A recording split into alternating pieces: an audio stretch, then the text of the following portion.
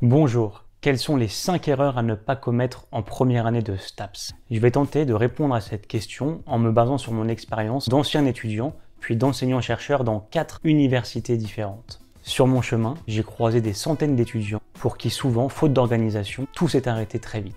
Première erreur, tout miser sur le physique.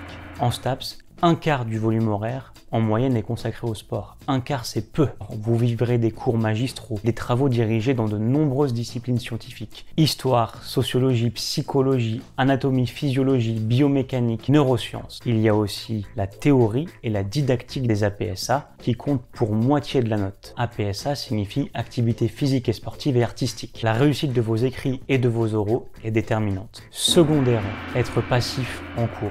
Si vous venez en cours, c'est déjà bon signe. Mais ne perdez pas votre temps. Ne discutez pas pendant les cours. Ne vous cachez pas derrière vos ordinateurs. Rangez vos téléphones.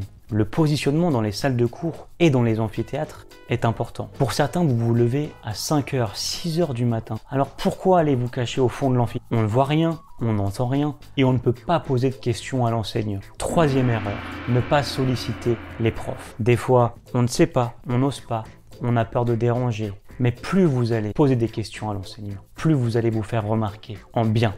Vous ne comprenez pas votre note, demandez un rendez-vous à l'enseignant. Vous trouvez son mail et vous lui écrivez. Pas de faute d'orthographe. Les règles élémentaires de politesse, dans le milieu sportif comme dans le milieu universitaire, sont les bienvenues. Quatrième erreur, réviser au dernier moment. On a déjà dû vous le dire, mais vous le savez, enseigner, c'est répéter. Les cours sont si nombreux et si volumineux qu'il est difficile de s'en sortir. Dès connaissance de la date de l'examen, il faut écrire un planning et s'y tenir. Les révisions doivent être régulières et le travail autonome. Dès que je sors de cours, dès que je rentre chez moi, même si je sors de l'entraînement fatigué, je relis mon cours, je le travaille, je fais des fiches, je fais des synthèses, je note le plan, j'utilise des feutres, c'est la base. Cinquième et dernière erreur, ne pensez qu'au diplôme. Pour votre insertion professionnelle, tous les contacts, les réseaux, les relations que vous allez pouvoir tisser dans vos stages, formations, clubs sont très importantes. Autrement dit, il faut développer votre réseau à l'intérieur de l'université mais aussi